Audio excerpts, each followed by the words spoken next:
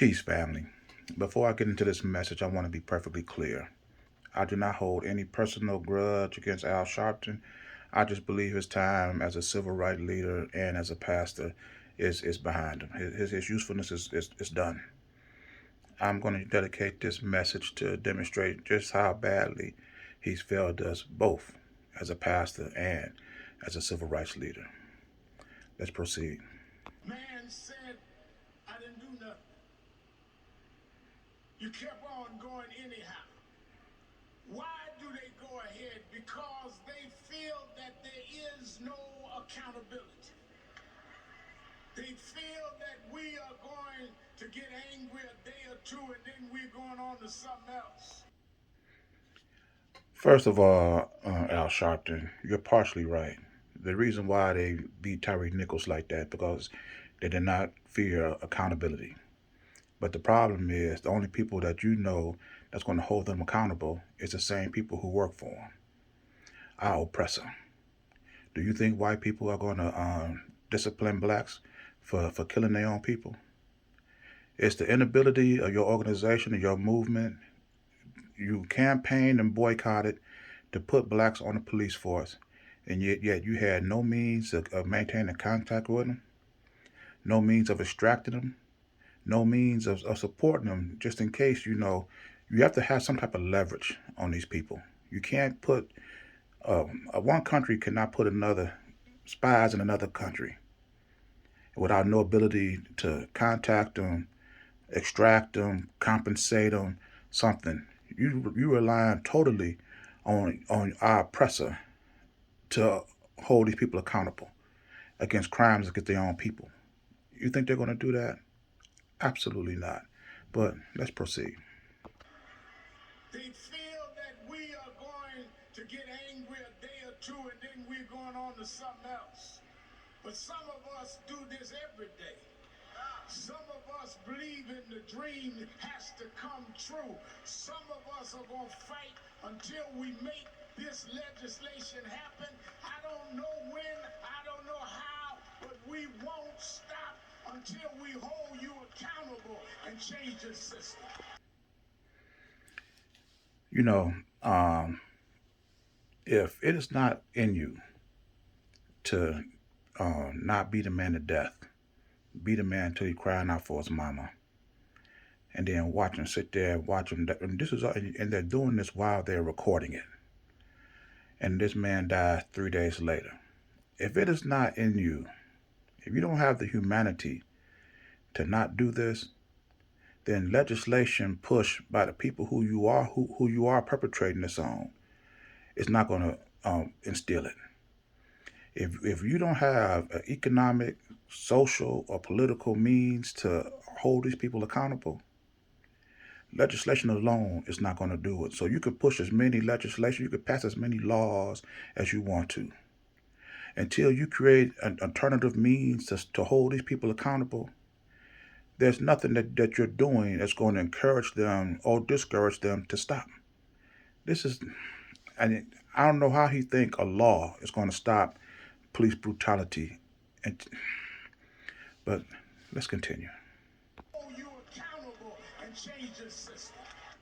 That is part of Reverend Al Sharpton's eulogy for Tyree Nichols yesterday in Memphis. The Nichols family laid their son, their relative, to rest following an emotional service celebrating and honoring his life. It's been almost a month since the traffic stop that ended with 5 police officers viciously beating Nichols. He died 3 days later. His mother said her faith is the only thing keeping her going after the death of her youngest child. Tyree was a beautiful person. And for this to happen to him, it's just unimaginable.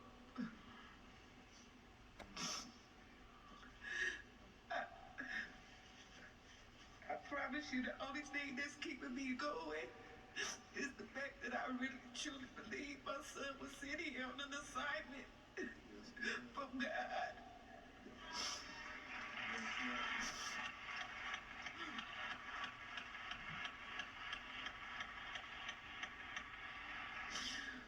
And I guess now his assignment is done and he's been taken home. I don't know what's worse. The video showing this man being beat to death by 5 of his own people, or the fact that his mother died in church at his service, claiming that her son was on a mission from God and his assignment is complete and God has called him home.